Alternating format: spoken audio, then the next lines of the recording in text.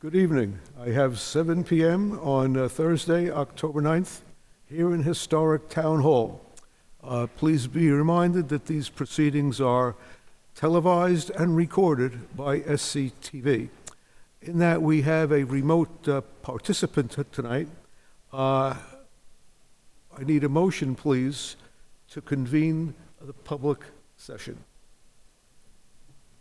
Make a motion, we convene the public session. Second. Roll call vote. Aye. Aye. Aye. Aye. Okay, it's unanimous. May we please rise for the Pledge of Allegiance. Pledge allegiance to the flag of the United States of America and to the republic for which it stands, one nation, under God, indivisible, with liberty and justice for all.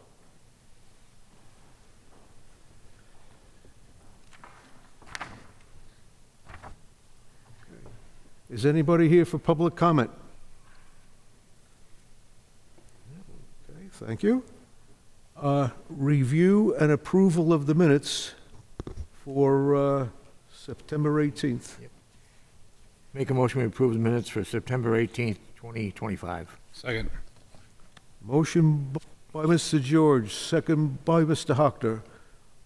Roll call vote. Aye. Aye. Aye. Aye. It's unanimous. Thank you. Town manager report. A couple of quick ones tonight in terms of upcoming meetings. Our next meeting is scheduled for October 30th.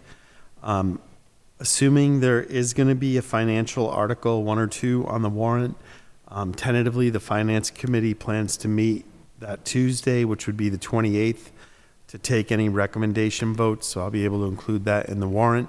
Because of the timing of how much in advance we have to post the warrant, we'll really need to sign it on the 30th. So I know we're going to go over the warrant in quite a bit of detail later tonight, but as drafts get presented to town council and stuff, I'll be sure to keep you updated via email, and we should be good to go. A couple of other quick ones. Our office manager and the licensing supervisor for the town, Melissa Carroll, is here tonight, and there's a bunch of liquor license issues going on, some of which are out of the ordinary, so we thought it would be helpful, and she was able to get time to come in tonight. So when we do the two hearings, maybe she could just give a brief report on those two, but then after that, there's some a couple of the other licenses we'd like to update you on, because before we know it, we'll be at license renewal at the end of the calendar year. And then lastly, I just wanted to give you an update on the wastewater issues at the school. So you'll remember we had awarded the contract for the middle high school.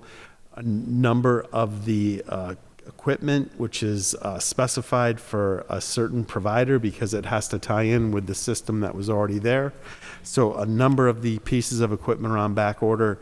Double checked to make sure the orders were placed months ago, and they were, so we're just waiting on those to come in.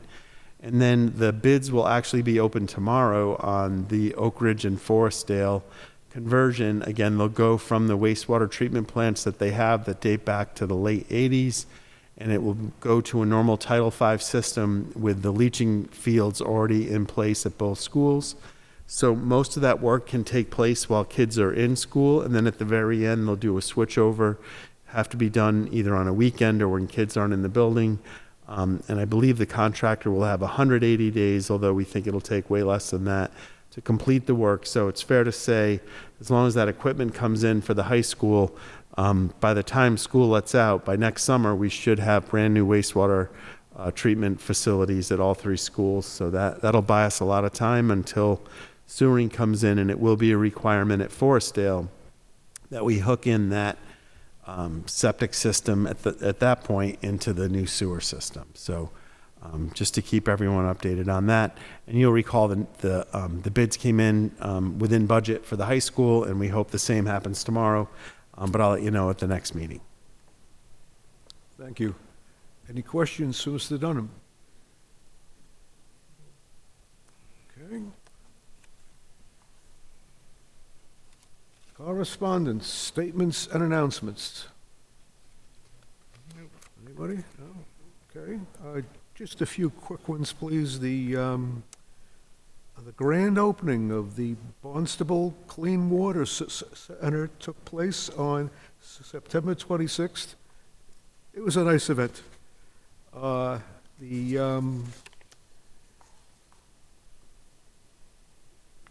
Town Hall Preservation Trust met on the 7th.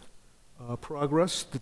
They're interested, though, in the, as we develop a schedule for what, okay? Thank you.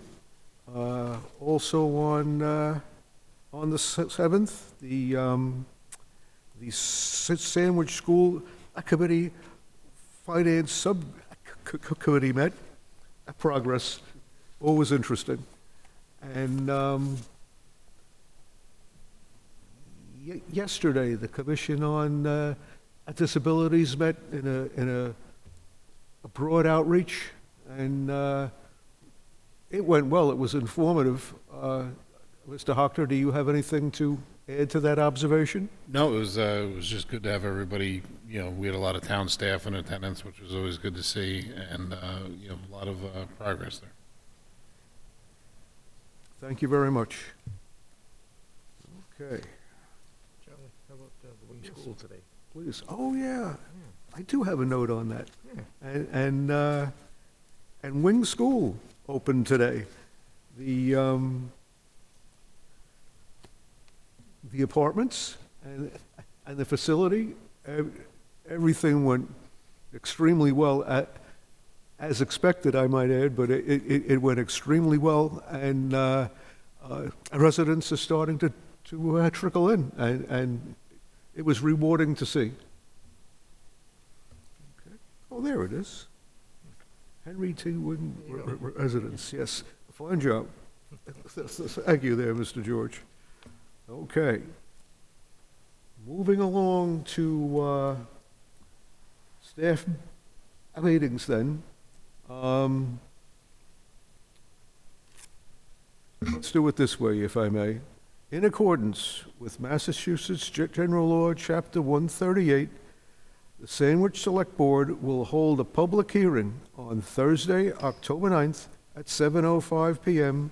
in the Sandwich Town Hall Auditorium, located at 130 Main Street, Sandwich, Massachusetts, to consider the application for a transfer of an annual on-premises wine and malt beverage liquor license from Verchad Inc., doing business as Sandwich Pizza House, located at 144 Route 6A, Sandwich, 02563, Mark E. Peterson as manager, to CTZ LLC, doing business as Sandwich Pizza House, located at 152 Route 6A, Sandwich, Massachusetts, 02563, Christina Ziskowski as manager.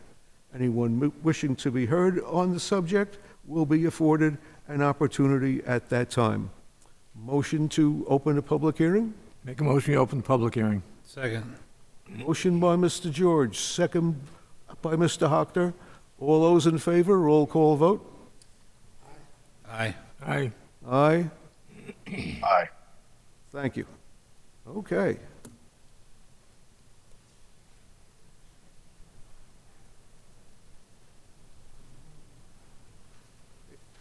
Introduce yourselves, make sure the green light is on the mic, and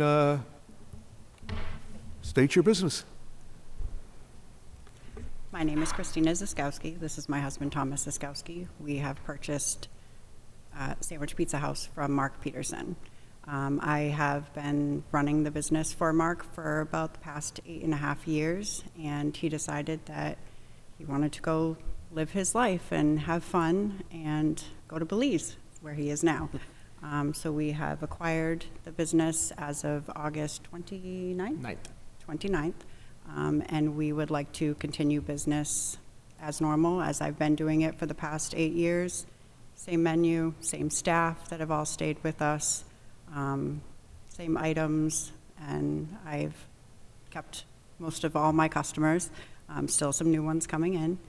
And that's what we would like to do, is just continue business as normal.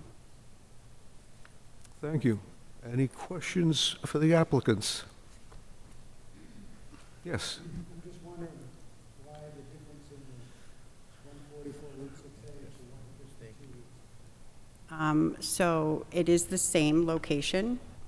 I was informed by the town that there was a clerical error years ago. Sometime back. Yes, when Mark was issued the liquor license, and that is going to be presented as an update to the actual address. There is no actual change to the Right. address. The address is actually 152 Route 6A.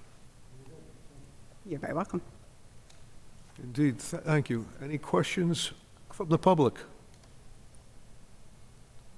Okay. I'm assuming that was all sorted out. Yeah, everything, yeah. Right, I saw the sign-offs, and Yeah, that's what I just want to make sure, yeah. we're all checked and balanced, right? Yes. Okay. Motion to close the public hearing? Make a motion, we close the public hearing. Second. Motion by Mr. George, second by Mr. Hockter. All those in favor, roll call vote? Aye. Aye. Aye.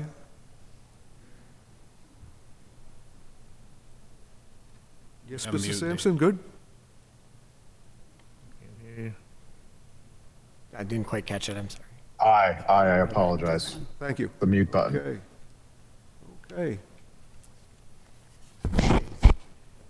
Make a motion, we approve the transfer of license, transfer of annual on-premises wine and malt license from Vicard Incorporated DBA Sandwich Pizza House located at 144 Route 6A, Mark Peterson, manager, to CTZ LLC DBA Sandwich Pizza House located at 152 Route 6A, Christina Sawowski as manager. Second. Motion by Mr. George, second by Mr. Hockter. All those in favor, roll call vote? Aye. Aye. Aye. Aye. It's unanimous. Thank you very much. Best wishes for success, folks. Thank you. Thank you.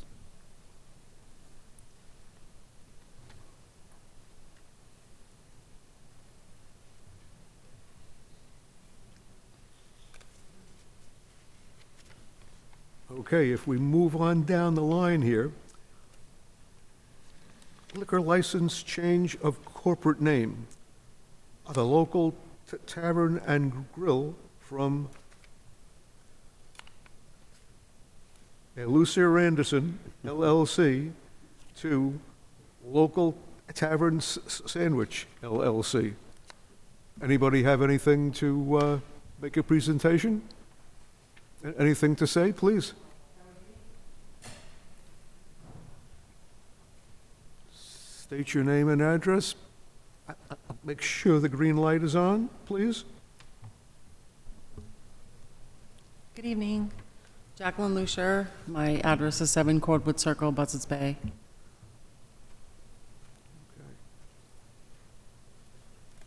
And you want to change? So I'm changing the corporate name from Lucier Anderson LLC to Local Tavern Sandwich LLC. Okay, thank you. Any questions on the board?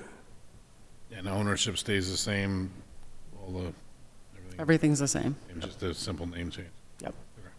Well, I don't know if there's a partner change, so we bought out our silent partner, so I don't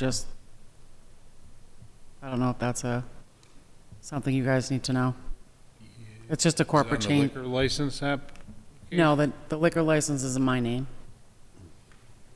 But so on the liquor license, because this came up before once, is if the ownership changes of the,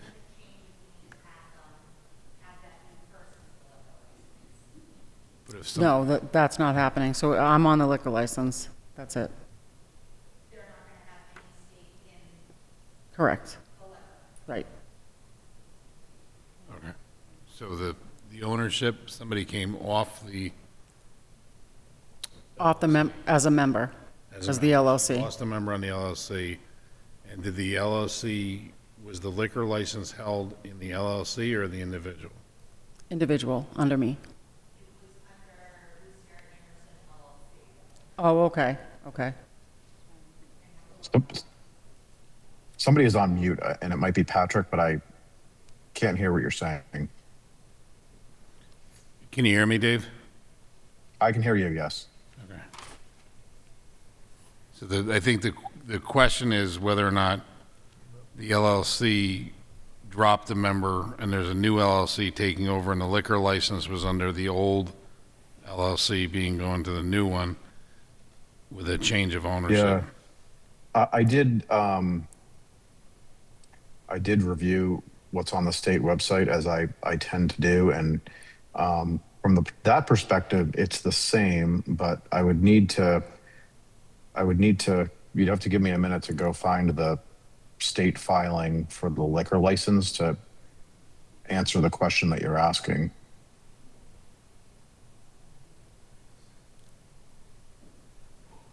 Please.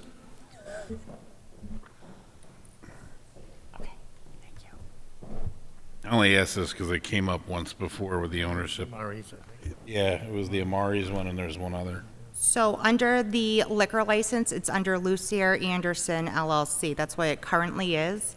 And last I checked on the state website, Jacqueline was the only person on that. With the new one, that's the local Tavern Sandwich LLC, I looked it up and you were the only one on it. Correct.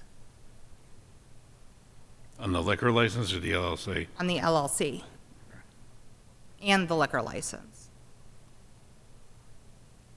So the Commonwealth's license database online doesn't actually show the ownership percentages like the applications do. Let me just check one other place here and see if I can find this.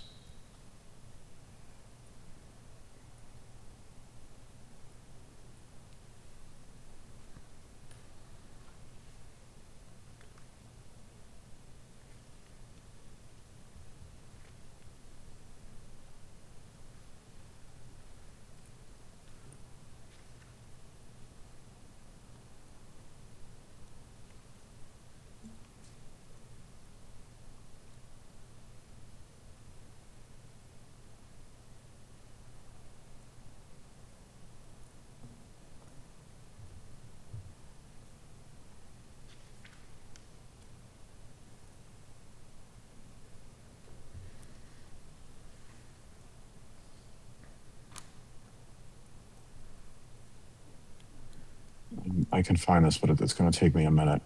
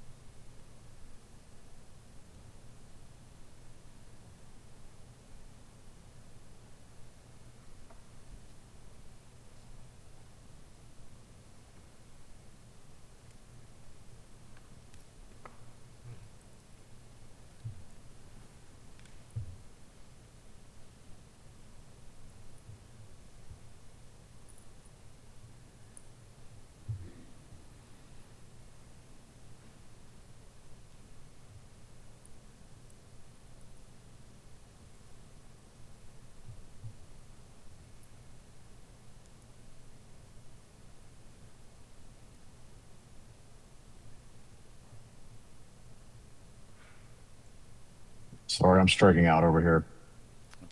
Okay. But I know what Shane is referring to. Generally the ownership needs to be represented on that liquor license application, not just the name of the LLC. And if that's changed, there should be an updated liquor license application that reflects that ownership change. No, we would need an entire, I believe it's change of ownership or Okay. stock. Okay, So you would have to fill that out, and Okay. we would have to come in before the board again. okay. Well, the EIN number is the same, so is that, does it make a difference? That's fine, we can do the whole thing over, that's fine. Ultimately, we just want it to be correct, to be honest with you, more than anything else. Myself as well, that's why I said there was an ownership change, because I wanted to make sure that everything is done correctly. Yeah, and that's what the ABCC really cares about is Correct. who the owners are, more Right. so than the name. Right, okay. Yeah, I can get Because we had this happen twice before that I can remember, where there was an issue, then they had to come back anyway because the paperwork didn't match what was on the Okay. ownership. Yep. No, let's get it done right. Yeah, absolutely. All right, so We should be I'll- able to turn that around pretty quickly. Yeah, it's Never. like a nothing thing. Around. Perfect. Okay, so let's Great, thank you. defer this application to a future meeting. Yeah. So I'll continue, would that be no, just, I think we're gonna have to re-advertise, so if that, is change of ownership a public hearing or no? I think we do have do, to do yeah. a public hearing for We that do. one. We did not have to do it for this one. Yep. so we'll just let it die. Right. Yep. Okay. Because it's got to be re-advertised at a new hearing anyway, so just no vote, no action, right? I I think. agree. Okay, so we'll table this one until a future application. How about that? Okay, Perfect. great. Okay, so motion to table it? Make a motion, we table the liquor license change. Second. Motion, Mr. George, second by Mr. Hockter. Roll call vote. Aye. Aye. Aye. Aye. It's unanimous. Okay, thank you very much for your time. Thank you. We'll get it together. We'll be in touch. I'll talk to you. Yep. Thank you. And I think while Melissa's here, it'd be good Yes. for you guys to hear update on a couple things, 'cause Yes. Thank you. So we do have a few pending transactions that are still waiting for approval from the ABCC, and I just wanted to make you aware of those. Barrett's Spirit Shop, they came before you back in April of 2024 for a change of manager and ownership from Ed Barrett to Susan Monty.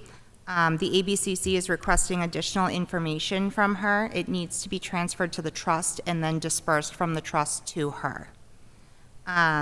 Amaria Inc., doing business as Amari's Bar and Restaurante. That one is doing a change of manager from Robert Hickson to Stephen Hickson.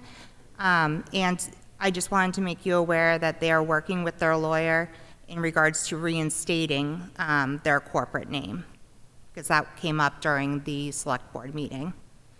Mr. Bob's, which is the former ice cream sandwich, they received their liquor license through special legislation, and you approved it. The ABCC just recently approved it, and they got their certificate of occupancy from the building and the fire department. So they just recently opened, so that one's completed. We do have a few other liquor licenses that are going to be coming, having transactions before you.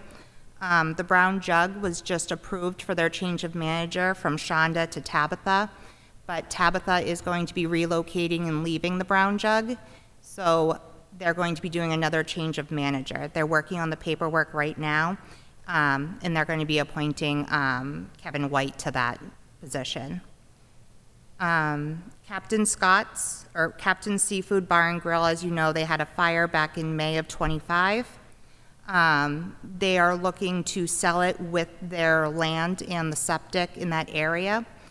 In order to sell the license, they are going to have to renew this coming season. And to renew, they are going to have to pay the annual fee, which is $1,750 to the town. They're going to have to provide workers' compensation. liquor liability coverage and sign the ABCC form, as well as get the annual approval from the Select Board. They wouldn't be able to physically pick up the license, because I'm not allowed to release that until I get a certificate of occupancy from the Building and Fire Department. I did speak with China Palace as well, and the owner, Joe, closed the business 2 weeks ago, and he does not intend on reopening it or renewing the license. So the license will then relinquish back to the town. Also, Dunbar, they got an annual all alcohol license through special legislation, so they're going to be surrendering their annual beer and wine. So we're going to have 2 licenses available coming this next calendar year. Lots of liquor license Yeah, interesting. changes. Okay. Any other questions? Melissa, I have a question. So if a license holder holds a license and it's basically being put on the shelf and saved as a asset or otherwise, and they're not actively using it, how does that resonate with ABCC? And you may need to go find the answer to this question later, but it is a question that I have. I can ask the ABCC directly, but you have to renew it at the renewal time, which is it's like this month. I'm going to be sending out the renewal process. And Okay, yep, I get that part. I mean, the thing is, right, like there's a certain number of liquor licenses and there's liquor license quotas, right? So if you are the holder of a license and that's a valuable asset, you have some obligation to use it. So if you're not using it and it's sitting on the shelf, I know that different communities deal with it different ways, and I think part of that is driven by local bylaws, but I'm not sure what the ABCC's stance on that is specifically from a statewide level. I think they basically leave it up to the licensing authority. We could bring them in for a disciplinary hearing because they are not using their license. It's not active. But we could the select board could decide, we would like you to try to sell this within 6 months. I would give an expiration date. I would say like 6 months to a year, just so it's on record that you're giving them a time frame to use this instead of having it for sale for 5 years. Yeah, because if we use China Palace, right?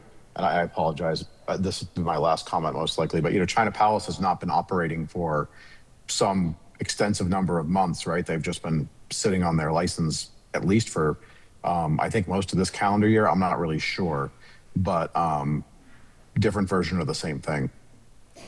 From my understanding, he was doing takeout, and doing the takeout liquor because that is an option through the ABCC now. Right. Yeah, that is true. Melissa, do you know, and this is for Bud as well, I know we've done, the police have gone out and done surveys of license holders and whatever. Do you know when the last time that we did that was? We did it when we renewed them last year, and we'll make sure they go out again. The same Yep. questions I raised last time off the record, I got calls about those same groups again not being open. I did hear from one of my liquor license holders within the past 2 weeks that a police officer did come and wanted to see their license, but I don't know if they were doing every single location. Okay. But I can check into that and give you an update. Yeah, that'd be great. I think 'Cause they are an asset, right? I mean, it's, for the town, the holders of those liquor licenses, why we take it serious on, for people that are listening and why this is a big deal is because we are capped on these. The town did make an effort 2.5 years ago to add liquor licenses, to specific addresses. But, this is also a big, like all the restaurants, tourist draw, this is how the town, does generate revenue and interest in the town overall. So, and with a limited amount of those licenses, if you're going to take one of these and take ownership for one, it is expected to be used and, used for, as a regular running operation to, help draw people to the town as well. So, Absolutely. important.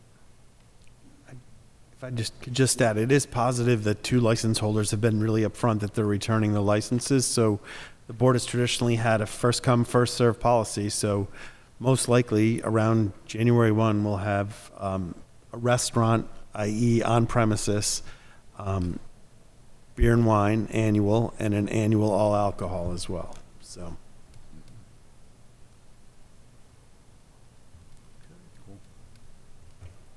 Sounds good. And we're developing an application process? We already have, like, it's a standard application they have to go through, but we do stamp in when they submit a complete one. Correct. So it's the standard license application, which is right on the ABCC website. Yes, thank you. Any other questions for Ms. Carroll or Mr. Dunham? Thank you very much. Thank you. Thank you, Melissa. Okay. Another item under staff meeting. Director of Community Development, Leanne Drake. Local Comprehensive Plan Update. Overview of proposed zoning and bylaw amendments for special town meeting. Good evening, Ms. Drake. Good evening. Leanne Drake, Director of Community Development. Thank you for having me here tonight. I have several topics to discuss with you all, and the first being the Local Comprehensive Plan. So our Local Comprehensive Plan was approved by town meeting, annual town meeting in 2024, and it was certified by the Cape Cod Commission August of 2024. So we're just over 1 year into implementation. As part of that plan, there was a request from the committee that a member from the planning department, or now community development department, would come before the board to give an update as to the progress that we have made. So I'm here to do that tonight. It is a little bit lengthy, as you saw in your packet, what I provided. I won't go over every piece or every action, so I'll just give you a high-level overview of it. So for the plan, it was organized into 3 systems: built systems, natural systems, community systems. That models the Cape Cod Commission's regional development plan. Under each system, we talk about existing conditions, and then we talk about our goals. The goals were derived into actions, and those actions were given to departments with a necessary time frame to go with it. So for all of those actions, there's been a year, or between a year and 10 years, for that action to be implemented. I met with the departments from August to September of this year to go over all actions and to receive progress on them. As you can see from the report, a lot has been done in the last year. It's extensive. It will be posted on the town's website under the LCP page also. But just to highlight a few of the goals that we've achieved this year, we're continuing our work with APCC as it relates to our pond health. We have been designated a green community, the state designation for the Department of Energy Resources. We are establishing ongoing permitting efforts for our beach renourishment programs. We are still testing our shellfish beds annually, and hopefully Dave DeConto will be into you soon with an update on that.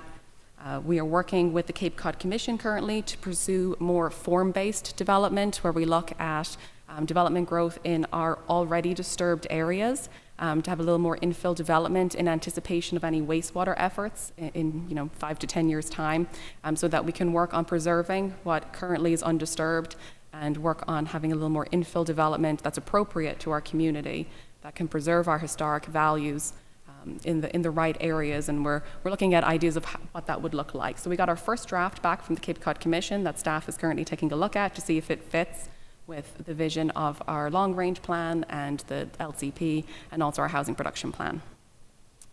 Capital needs assessments, we're looking through those right now between school and building facilities. We had created a 5-year energy reduction plan as part of our Green Communities designation for all municipal buildings. Zoning bylaw changes are being presented. You'll see one tonight that is going to try and encourage the production of housing in various types of forms that helps create more for people to reside in town, but also that helps promote the character of our community.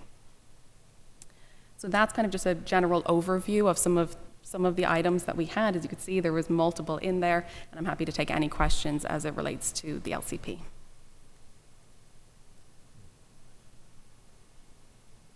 Any question? I'm Very comprehensive. Perfect. Can move on to zoning bylaw amendments if you wish. Sure. Okay. So on Tuesday night, the planning board held a public hearing on proposed zoning bylaw amendments. We had maybe half a dozen people attend to give feedback on them. Several very minor changes were made that night, and all of the amendments were voted upon unanimously by the board. There are currently 6 members. We're down 1 from a resignation. So the first one before you tonight is an amendment to section 3490, which is stormwater regulations. Sam Jensen, our town engineer, is here tonight also. He can speak a lot more intelligently to this if you have any questions on the section, but it is basically housekeeping. As part of our permitting requirements, we need to add section 2.3.5, which is related to the general permit for stormwater discharge for municipal structures.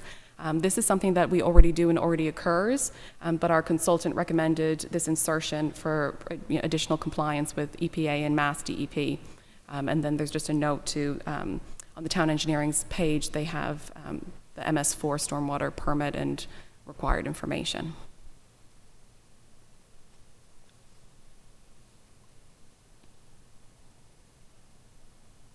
If there's no comments on that, I can. No, and just for those folks at home, tell them what MS4 means.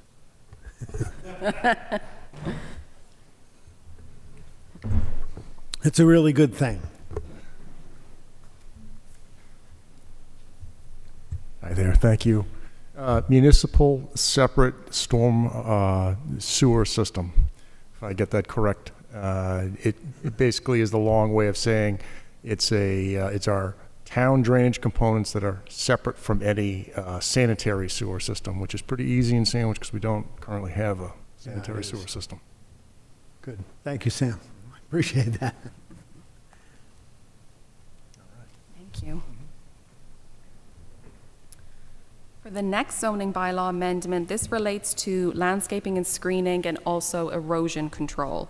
The main purpose of this bylaw is to create a mechanism of oversight for lots that are getting clear cut in excess of 10,000 square feet, which was a change from Tuesday night's meeting, in the absence of a building permit. So basically, this section of bylaw was in place. So if a developer came in and they submitted a building permit, at that point they'd be notified of site stabilization, erosion control measures, and the requirement to keep 30% of a lot vegetated.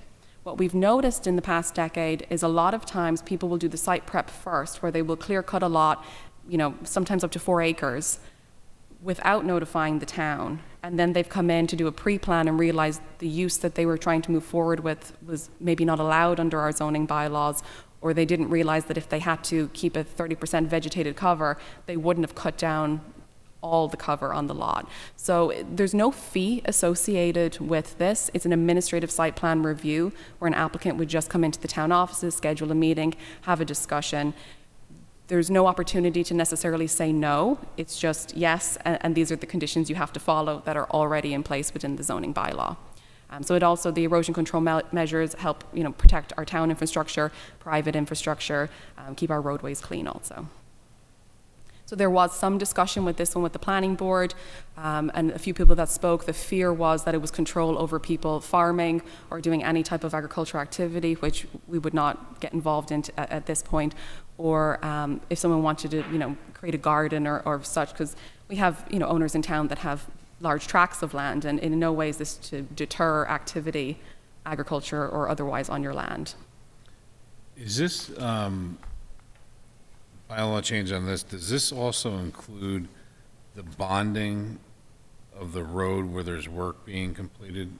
It does not. Okay. No, so that is a section that has always been in our bylaw, where the building inspector is what's referenced in the zoning bylaw, but that they can require a bond or surety for any building permit that they feel necessary.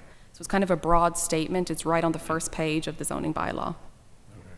Because I got a bunch of, over probably the last 3 to 6 months about that, where we were, asking, contractors to bond a road in front of the house that's been there for 30 years.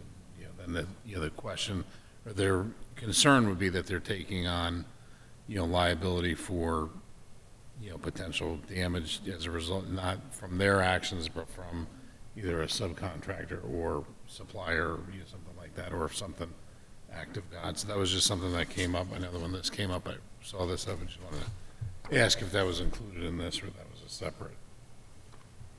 Sure. It's a good provision because it ties right into the MS4. Yes. Because they'll do vegetative clearing where it isn't either allowed or is unnecessary to fulfill their goal of developing the lot. So it's a good thing.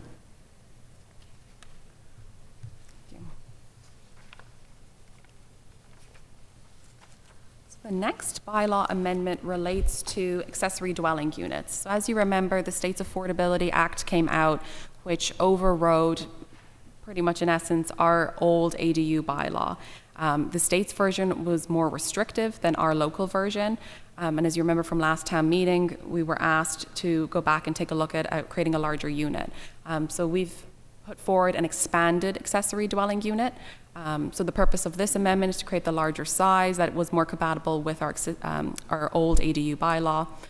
We did do a minimum lot size, 40,000 square feet, just under an acre, because the protected use ADU, which is the 900 square foot unit, has to be allowed on every lot. So in essence, you're allowing two different types of accessory dwelling units on each lot that's 40,000 square feet plus. So you'd have 3 dwelling units. The one difference that we could do was we could have a residency requirement if this bylaw is utilized. This bylaw will also require a special permit, a butter notification, and a public hearing with the planning board. It will not be by right like the previous ADU bylaw was. You still have to meet lot coverage, setbacks, vegetative requirements, septic Title V. So the planning board was nervous about the potential of having 2, but also felt that the cost of them, the residency requirements, and just like placing a septic system, having those setbacks, the leach fields, et cetera, that it's really more of an either or in terms of practicality. To be able to actually do both on your lot would be challenging. Not saying it's impossible, but it would be more challenging, so we probably wouldn't see as much of them. For sizes, they went up to 1,500 square feet. There was a big discussion about that, about size, but it's 80% of the gross floor area of the home, or 1,500 square feet, which would be the cap, whichever is smaller. So if your home is over 3,000 square feet, that's where you might get a 1,500 square foot unit. Anything above 3,000, you still couldn't go over 1,500 square feet. But we don't have that many homes that are 3,000 and above. They would have to have a pretty decent sized lot to be able to fit this also. So, or then 80% of the gross floor area. So that's measured from the interior of the exterior wall to the interior of the exterior wall. It includes basements. We did the same definition as the previous ADU. What I remember was town meeting 900? We were talking about 900? So that was a max of 900 or 50% of the gross floor area of the home. Our previous ADU bylaw was 900 square habitable space. So we typically saw units being built around that 1,100, 1,200 gross floor area. Leanne, can you just, so on this one, on like section G, it goes about the rental and everything. So the question I always get asked is if you have a primary house, let's say it's just for easy math on this, it's 3,000 feet and you're going to build a 1,500 square foot expanded accessory dwelling unit. If the owner moves from the primary house, which is the 3,000 foot, into the accessory dwelling, can they, and I know the answer to this, but I just need, can they rent the primary residence out, or are both like short-term rental, or are both units excluded from short-term rental? Yeah, so what we do is we make them sign an affidavit that they won't short-term rental either. So the property is restricted. That's what's also in the protected use ADU that we put forward to the state. They haven't signed off on it yet. They asked for an extension, so we're hoping to hear this month whether that passed. But we put it on the full property. We feel like the intent is that the property is rented year-round. For most ADUs that we see every year, it's family aging in place. It's kids coming home, living in the main house, parents moving into the ADU, grandparents moving back into the ADU. So that's typically what we're seeing. Everyone's been fine with the short-term rental restrictions, the seasonal restrictions that we've been placing. But but that is the intent of them, that they're, when rented, they're there year-round. And that survives property sale, correct? It does. So if you do an ADU on your property and then you sell it to somebody down the road, that's still a deed restricted property that's recorded. Yeah.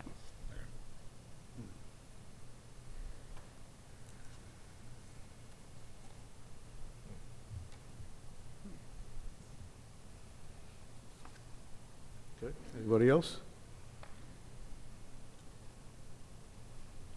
Okay, so then the last one is an amendment to the Affordable Housing Conditional Density Development Bylaw.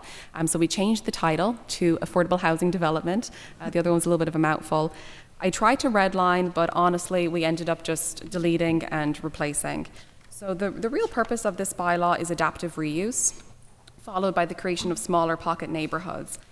And what spurred this was when we think of the Wing School housing, we think of what they did there. That's an adaptive reuse project. When we think of what could happen at 145 Main Street, that could be an adaptive reuse housing project. But all of those things can only be done at the state level through 40B. We don't allow it through our local zoning, which 40B adds a burden, adds profit margins to a developer. To do it locally would incentivize, the creation of more styles of housing that we could reuse with existing buildings that maybe aren't as utilized as they could be. So we have a lot of underutilized commercial space. In the past 2 years, we've had several developers who own commercial properties ask if they could do housing style units. So it was something we've been working on for about 2 years now to really take a look at this and allow adaptive reuse. So this would be a special permit with the planning board. The unit count would be up for negotiation. The footprint of the building could not change, so you're really just citing how many units you could fit, 25% affordability requirement, and site design through the planning board. And then the next part of that is to the creation of smaller pocket neighborhoods. So we did a survey of town of the type of density that we've seen. This is lower than what we see at cottage colonies and other items like that, but basically 4 units per acre is the density at 25% affordable. 4 units or less could be utilized by a shared driveway, and thank you to Sam for agreeing that could potentially be done without too much detriment to our roads. Anything larger than 4 units, we would want to see a full subdivision plan come through. The purpose of this is to create opportunity for more affordable housing without going the 40B route where it's so dense. We need to create more pockets of affordability in our neighborhoods. It's better to have them mixed with market rate. Studies have shown everyone succeeds better that way than having affordable housing grouped together. So if we could scatter these throughout our community, I think we would be doing well for our residents to help stay here, create smaller units, maybe different types of housing styles. They can be home ownership or rental. Have we developed any perspective where this will take our population?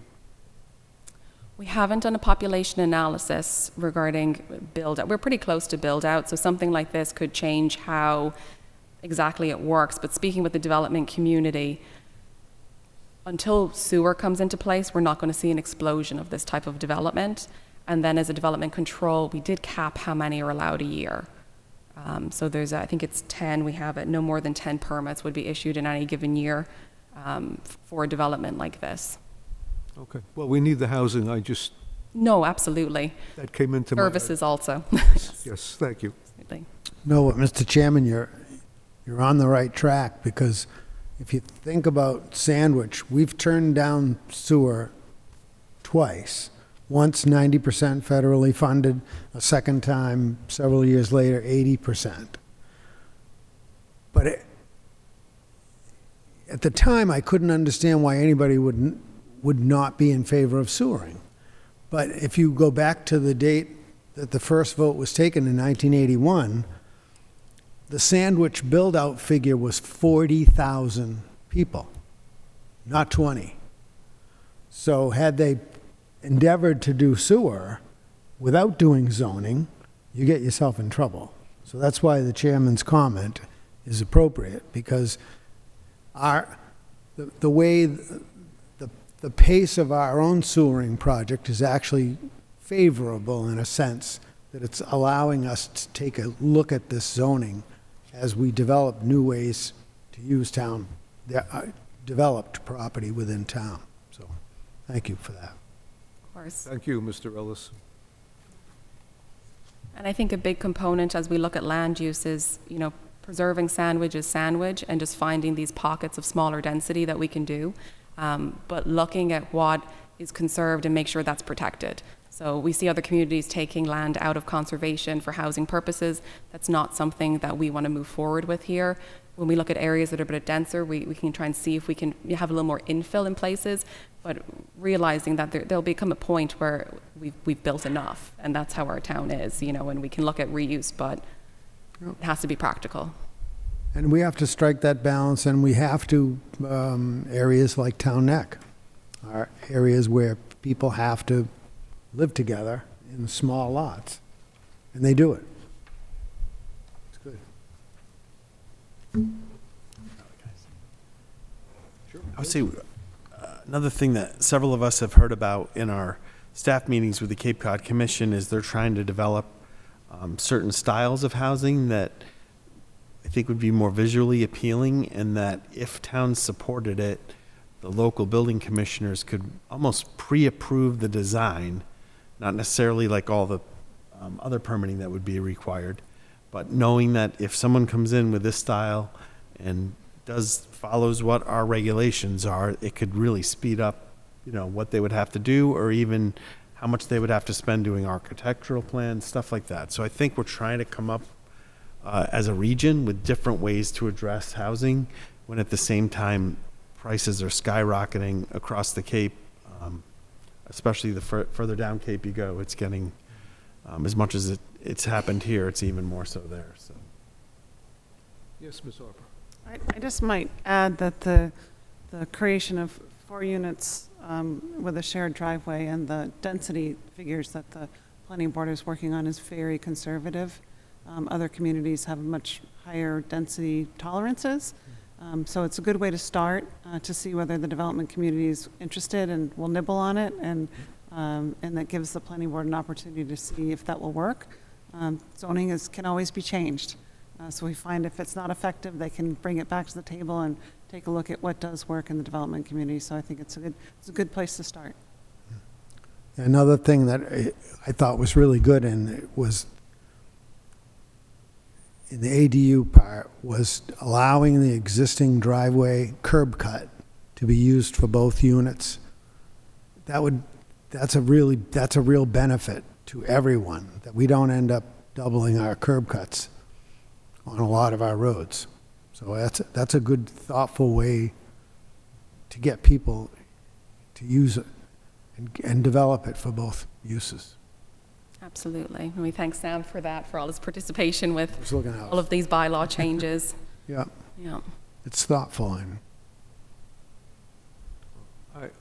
I understand the concept. The commission, poor choice of words, would be looking for towns like Sandwich to buy into this concept. I think it's more like they're trying to develop like housing styles that people would find attractive, but would also be good for the end user, instead of a rectangular apartment complex. Right. They're trying to come up with ways that would fit in with the character of the communities and could be interspersed with existing housing. So at the last I had heard, they were looking at 3 different styles, and I know they're making progress on it. So it'll be interesting, as all Yes, that it will be. advances, what it would look like. Great. Thank you. What else, Leanne? So I'm happy to move on to town bylaw amendments. Next, so the first one up is an amendment to the Scenic Roads Act and the town bylaw. I have to recuse myself from this because I live on a road that's affected. So I'll step out for a minute. So basically, the purpose of this bylaw amendment is to address town involvement and enforcement on private roads from the scenic road bylaw. This basically came up, there's only one private road in town that is designated a scenic road, and that is Cranberry Trail. It was designated at town meeting in its entirety from what the report looks like, which includes the public and private portion. When someone requests enforcement for a tree being cut down, it's inherently difficult to figure out the right-of-way, particularly on that road, as it was not created uniformly, it creates a challenge. And then the law itself, that we have it as it stands, there's a conflict. And if, Heather, if you just go to the next slide, and kind of try to explain the conflict a little bit. So we describe it as any road in Sandwich, including a public or private road. And then we talk about a scenic road boundary being a right-of-way.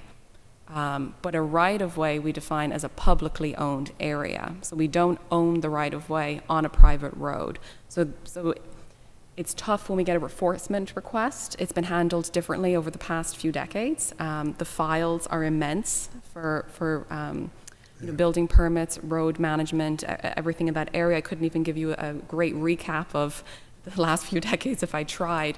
We're basically trying to clean up the language so that it makes sense, and maybe remove the town involvement on that. It might make more sense for a homeowners association to take some type of tree rule themselves, as opposed to the town enforcing it on a private road, where we don't do that anywhere else in town.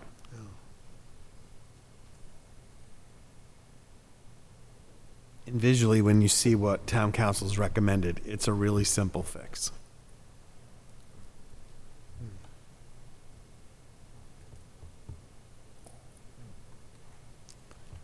So town meeting took action? Was it town meeting that took action on Cranberry Trail? Like years ago, Yeah, back in the 90s, early 90s, they voted Cranberry Trail to be a scenic road. It didn't differentiate between the public and private section. It's the only road that has a private element that was ever voted as a scenic road. Select boards have taken different positions over the years as to whether or not. But a town meeting action is a taking of a described parcel. So when they described the parcel for a town meeting, they couldn't have provided they had no right to take private land. And I think it was just a listing of roads. It wasn't that No, it we wasn't- physically took them. You're right, yeah. Because generally, what we take at town meeting is we Right. take the fee in the road. Right. That's it. We own it. And there's usually a plan that goes with it. There's a and plan associated with it and/or ancient status, believed to be, 35 feet, or two-rod roads. Most of them were two-rod roads, 33 feet. And we took them almost all at one time at a 1972 or 3 town meeting. Was when we created almost all of the scenic roads all at one time. Wow. Well, that's too bad. But the solution looks good. Yeah, town council thought this was the easiest way to clear up kind of what you described as an oddity in what that action was, yeah. Yeah. Because if you don't have do they have a description of it? Of the parcel for Cranberry Trail? Or is it just all over the place? Yeah, it's a Said mess. Cranberry Trail, and then, I think Sam can speak Yeah. better to that. As Leanne mentioned, the private portion of Cranberry Trail doesn't have a uniform layout. Okay. So the land was subdivided prior to the establishment of the subdivision control law taking effect. And so it was a patchwork of subdivisions, if I remember correctly. So the only way you can lay the road out is using the lot frontage as they go along, and that would all change. Yeah, and then there's a number of different interpretations as to where that actually applies, which has then resulted in quite a bit of litigation between the various owners out there. Well, thank you, Sam. Thank you, Leanne. Thank you, Mr. Jensen.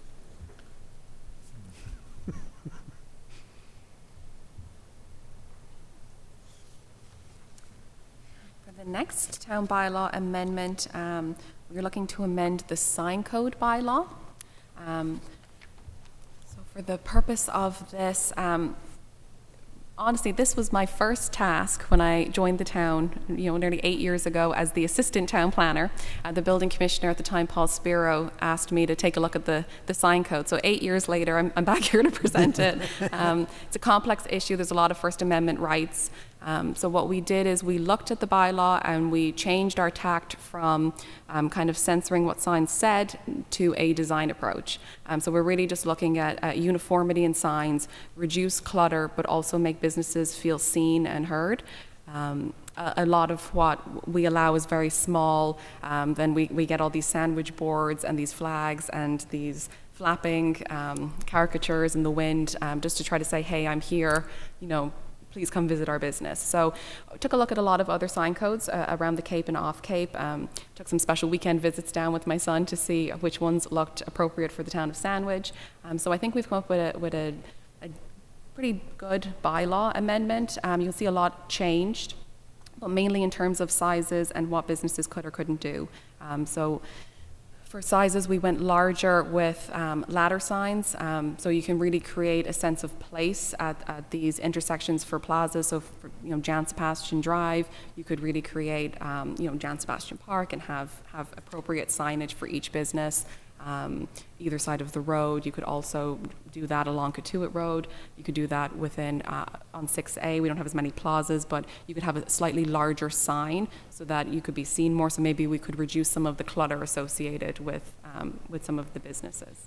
So that was really the main intent of it.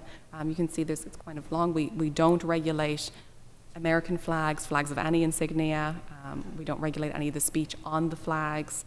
Any political signs, everything in the historic district still remains. It did have to be red lines. There's some stuff in there that town council felt we should keep, and that if we took it out and tried to get it back in, she doesn't know if we would ever manage that again. So we kept what we felt we could, and then tried to make it a little bit more readable. So presented it in a table format, so you can see all the different kinds of signs people are allowed, and really clarify what we mean by freestanding signs versus wall-mounted signs versus an A-frame and a sandwich board, and just to try to make it clear so that we could see what could every business have and would that look appropriate on our roadways. Again, on this one, the one that I know the American flag is not subject to regulation, but I believe that if I'm not mistaken, the prisoner of war missing in action flag is also the same regulation as the American flag. It is. Yeah, it's listed in a separate section. It is? Okay. So in the table, you have American flag. Yeah. And then right after the table, you will see the following, however, shall not be considered signs within the context of this bylaw. And then you have other flags and insignia of any government except when displayed in connection with commercial promotion. Okay. So town council said that coverage said we could remove American flag if we wanted to, but we just wanted to make sure that people understood that this is expressly allowed. It's not something we regulate. Okay, that's fine. That's what I liked about it. I like that it tells you what you can do. It isn't a don't do this, don't do this, don't do this. I really like that. And I actually like ladder signs myself, so, and I would also say that one of the things they're a feature in Brewster where I worked. And the interesting part was that they were actually made by a Sandwich art teacher, Mr. Halverson, and his wife Terry, who grew up in Sandwich, Terry Daniels. And so they've been kept in place over the years by businesses coming and going, and people take ownership of them. And they're generally, not very problematic for government itself. But you get a lot of info in one small place for a lot of businesses. Yeah. Good, thank you. I know that you've been trying to get these concepts out. What's the feedback been like?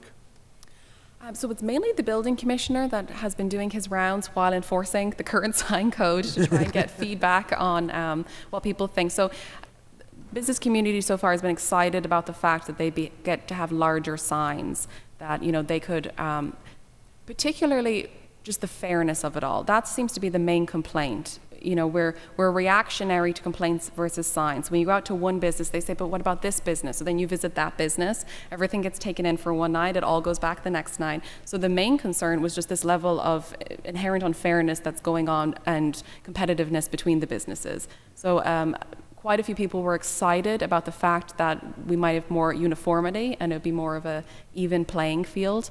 That it would be pretty clear, and we can put it in a brochure format to the businesses that this is what's allowed. We are looking, the fines are higher.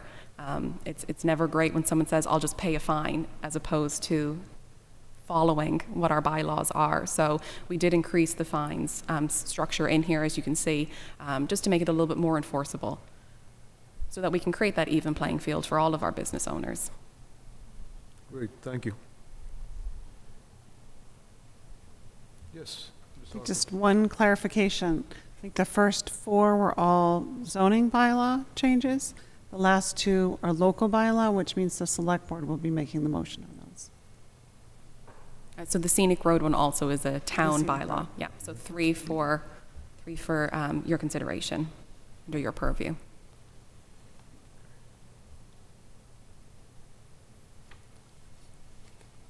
Anybody else with any questions for Ms. Drake? Mr. Sampson, you're still with us?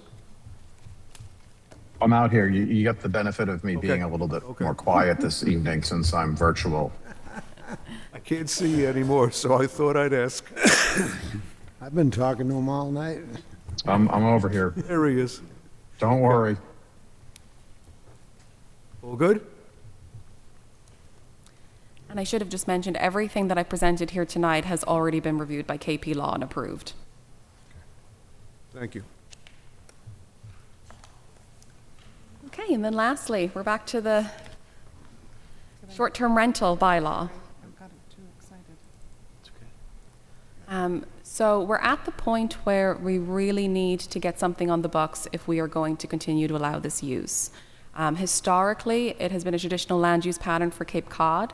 More recently, that was contested. Our last go-around before town meeting, it was clear that some of the regulations put forth were a little off base for what the business community and those that rent their homes for short-term rental use were able to manage.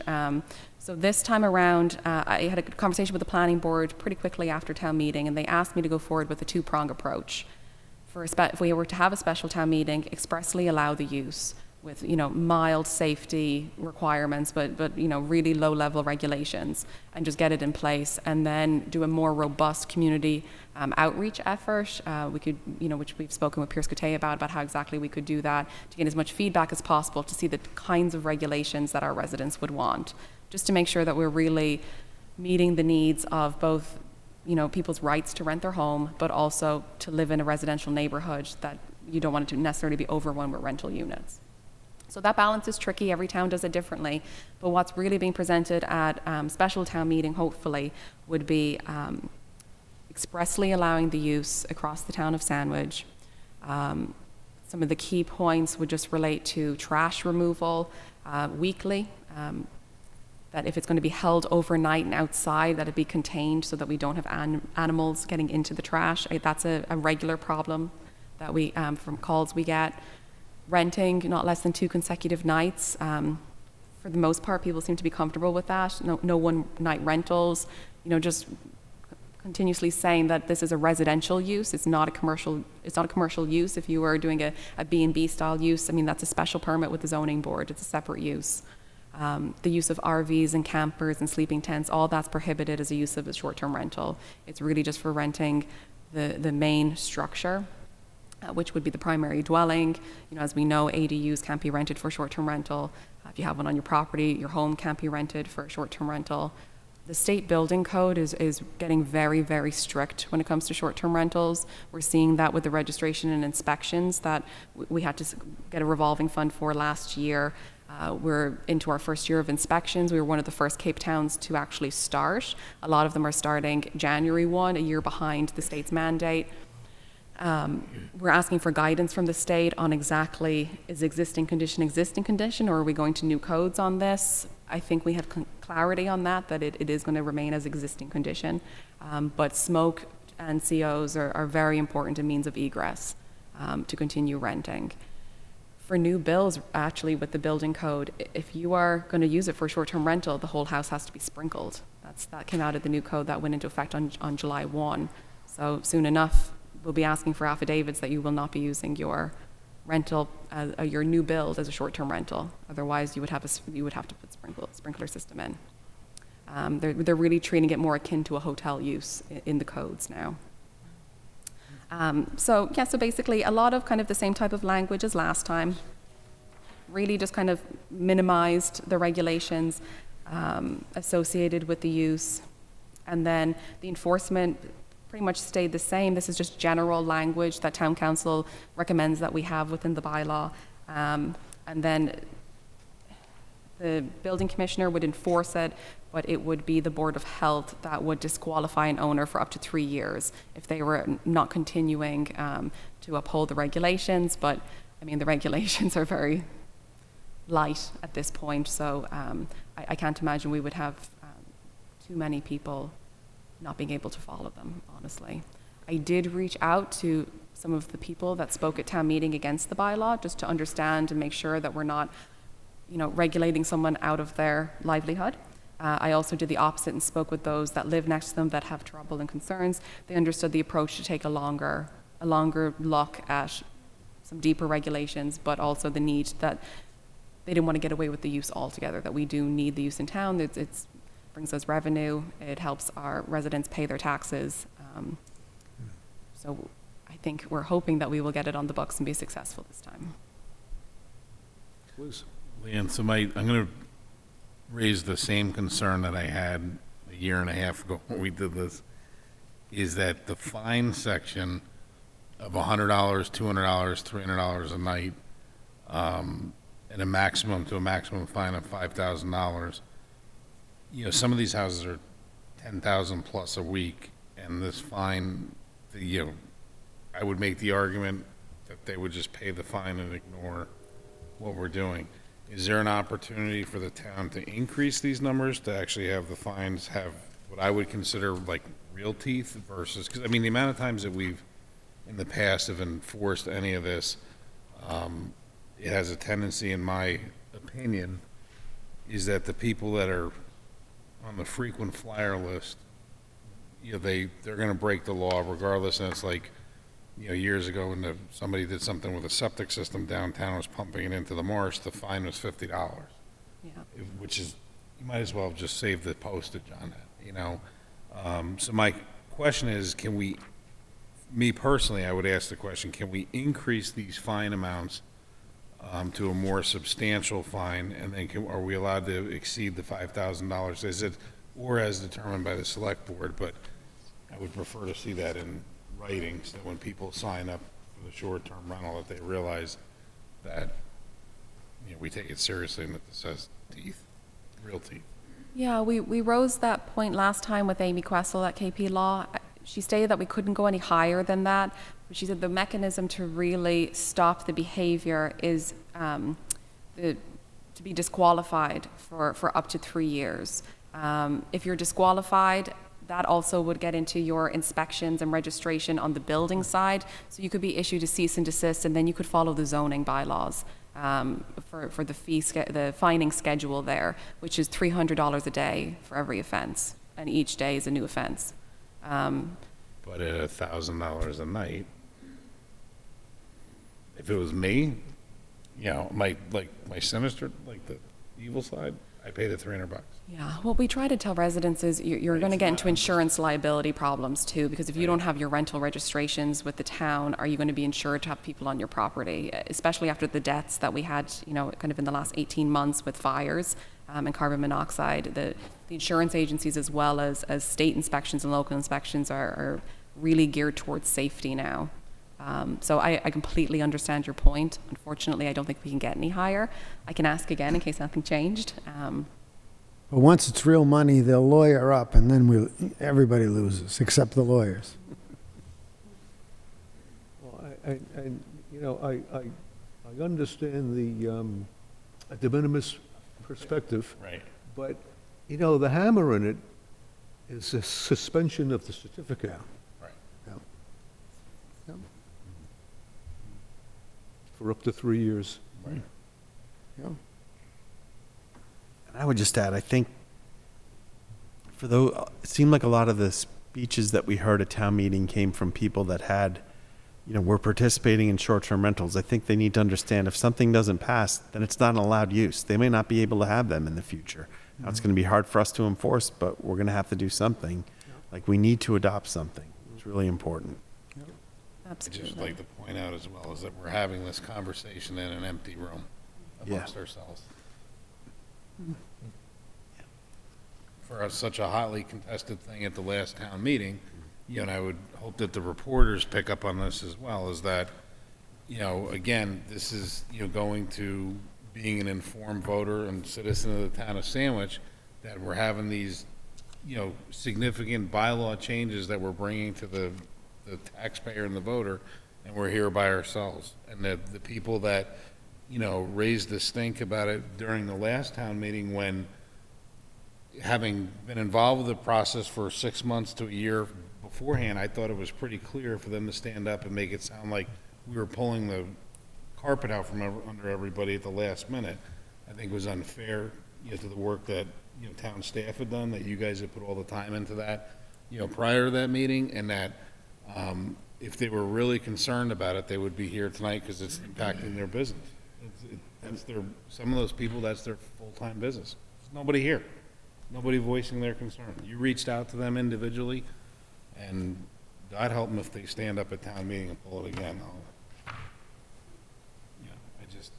It's really frustrating that this is the common thread, and then they take it to town meeting when we bring it to them saying, like, this is what we need to do, and we're here amongst ourselves again. It's also hard, I would say, like at town meeting, when you hear things, I'm paraphrasing, I represent 150 property owners, this is too expensive. And then you look up one of the other people who speaks and they give their address at town meeting, and you look it up and they're charging $5,000 a week. And you're like, the fee for getting your inspection was like $150. Give me a break.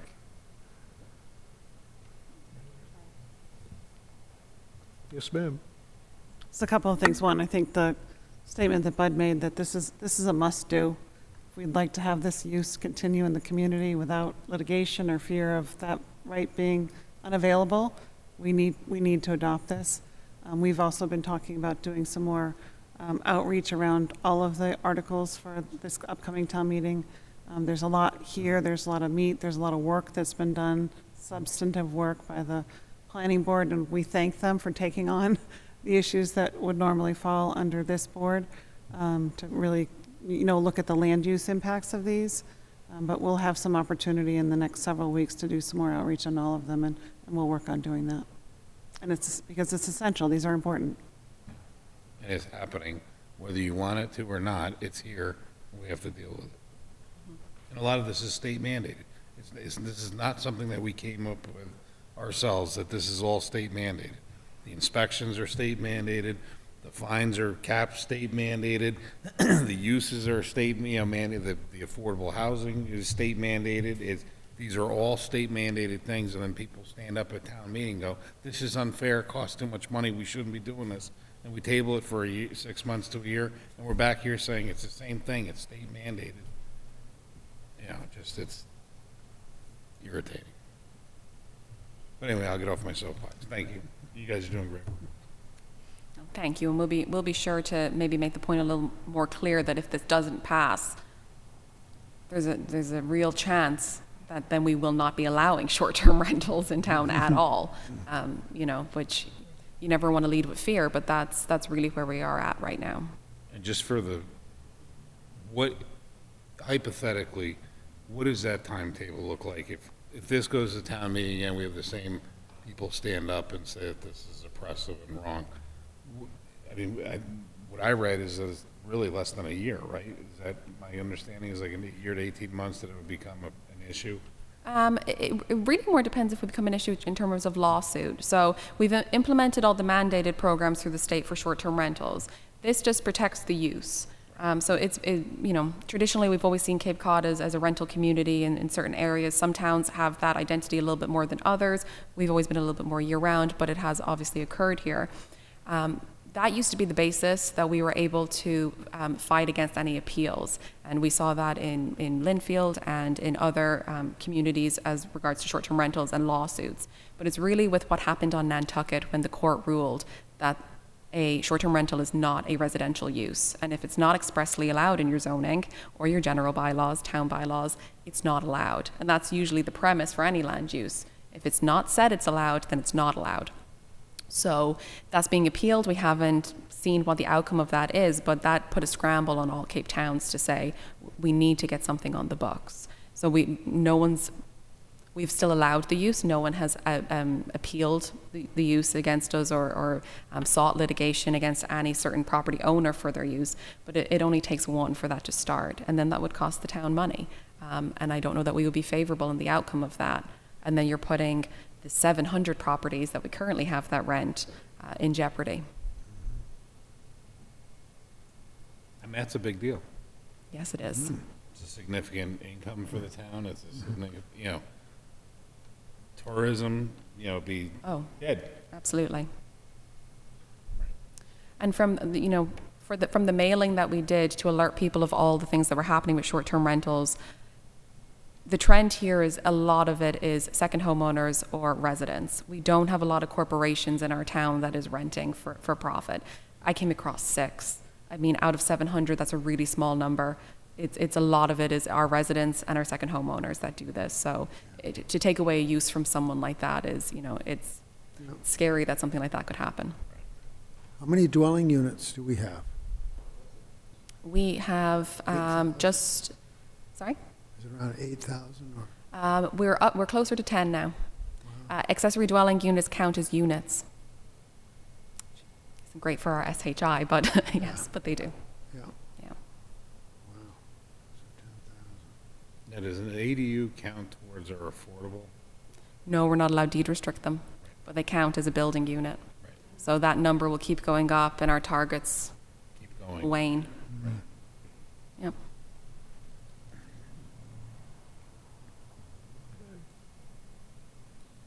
Anybody else? You're busy. Thank you. It's appreciated, Leanne. Yes, very much. Thank you, Leanne. Thank you. Thank you, Sam. Thank you Good to both. see you.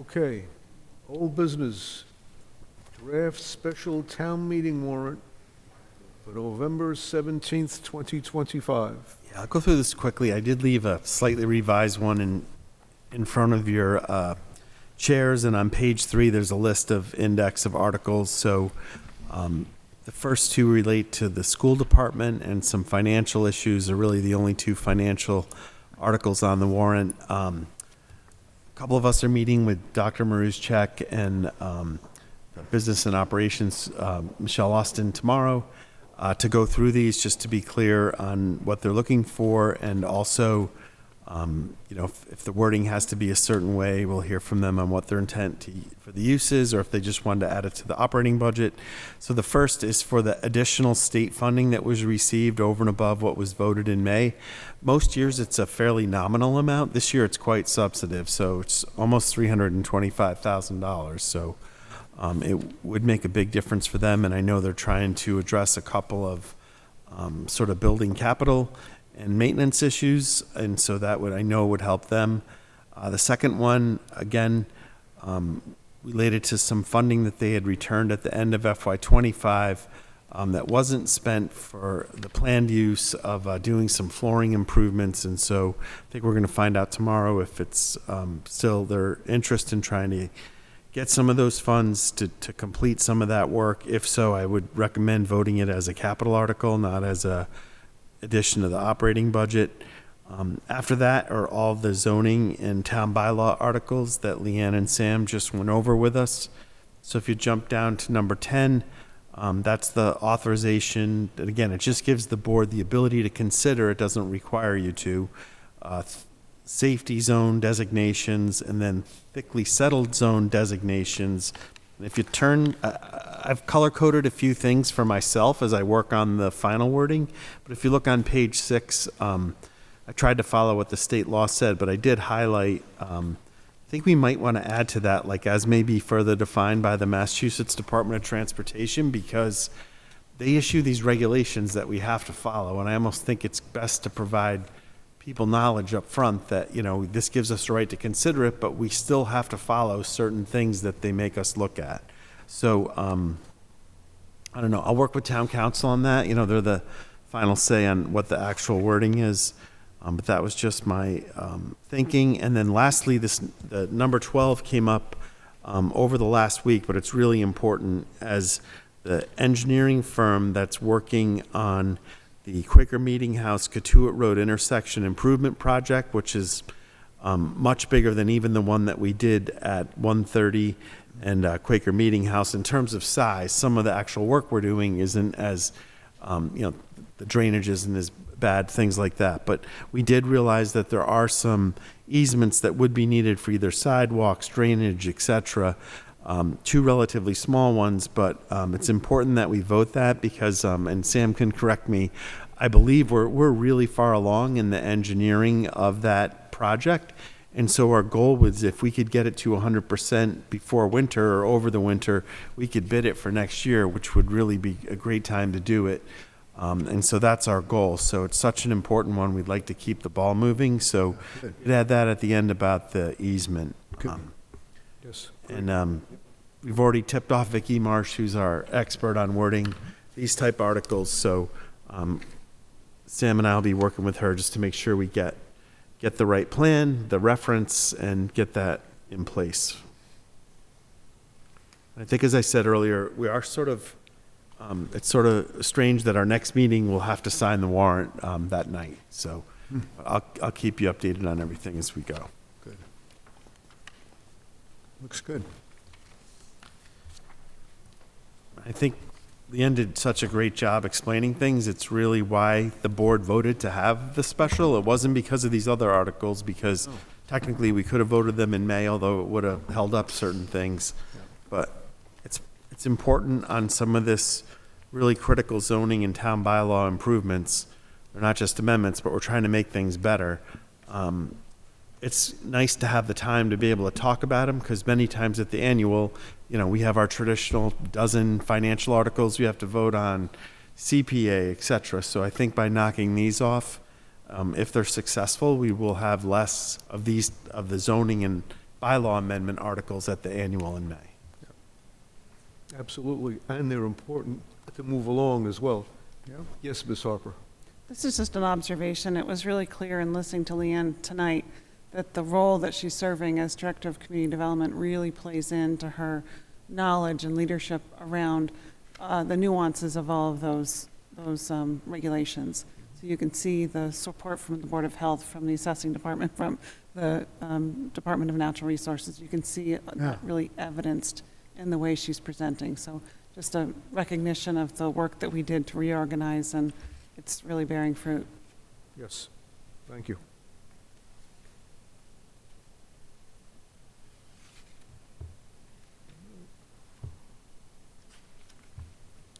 And I'll keep you abreast of the drafts as they go forward. And, you know, if something major pops up between now and then, I'll call each of you just to get a feedback about whether or not to include it in the next draft.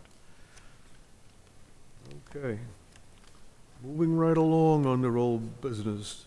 Select Board authorization for town charter and special act amendments. Yeah, so I'll explain this as best I can. You know that phrase about making the sausage when a bill gets developed? This has been a struggle. So I believe the vote to approve the town clerk going from elected to appointed was almost 2 years ago.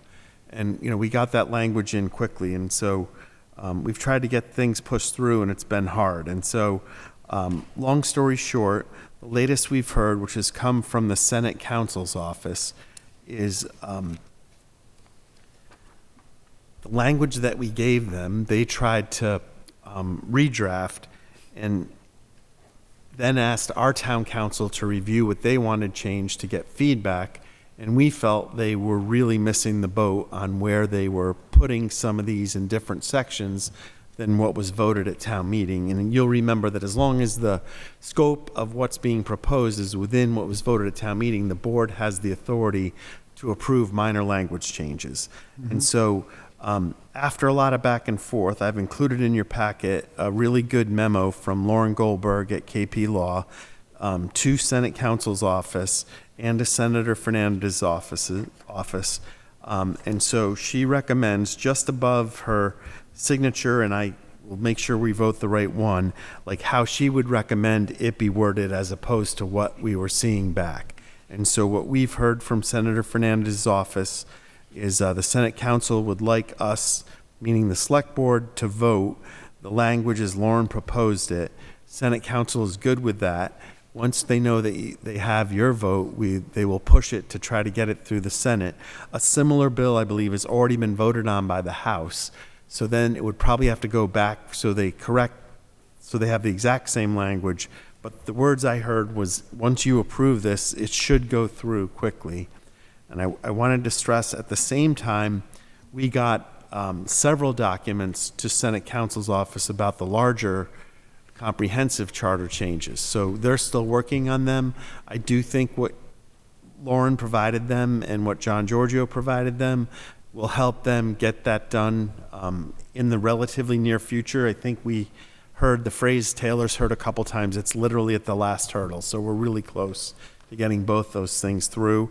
And then while I'm on a roll, the one that's totally stagnated is the wastewater. So we're still waiting to hear from the state on other aspects of our wastewater planning that don't have much to do with the special act.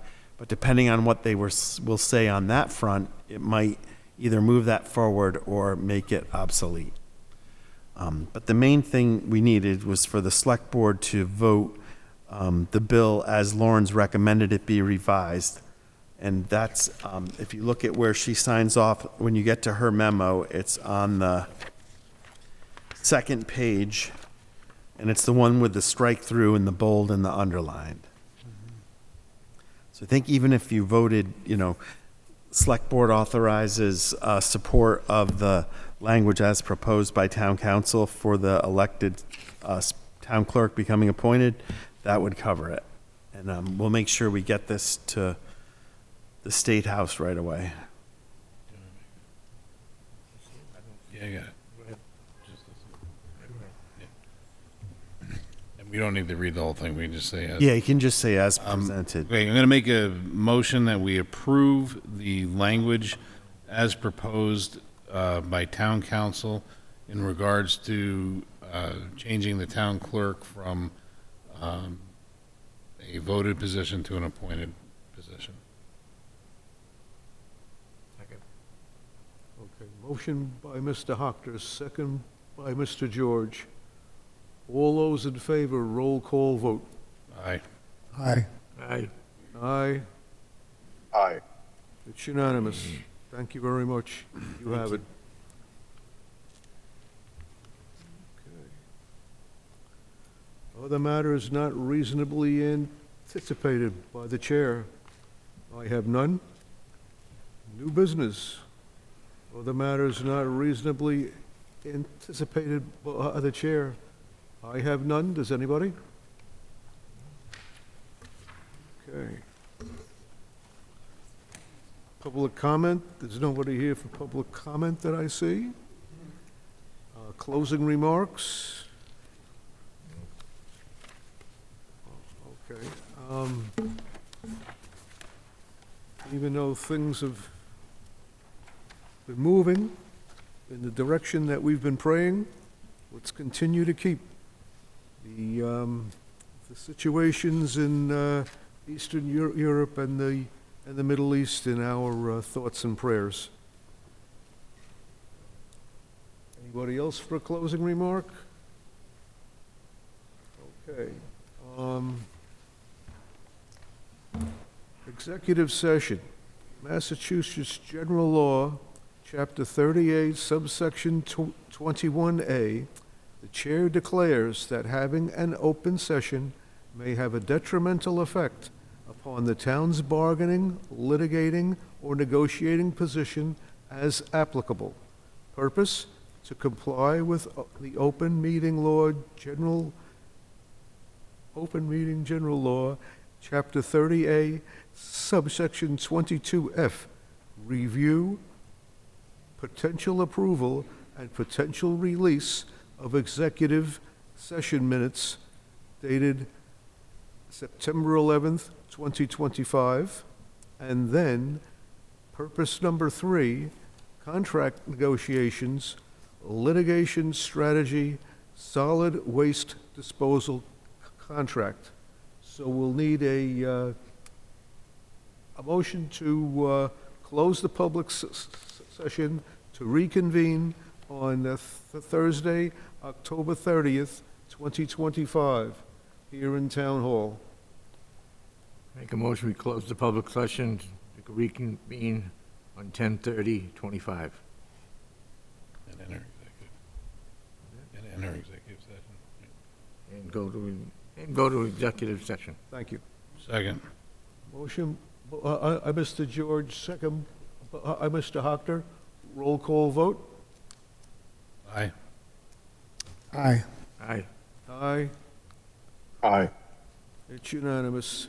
We are adjourned till, in public session, till Thursday, October 30th, here in Town Hall at 7 p.m. Thank you very much. Enjoy your evenings.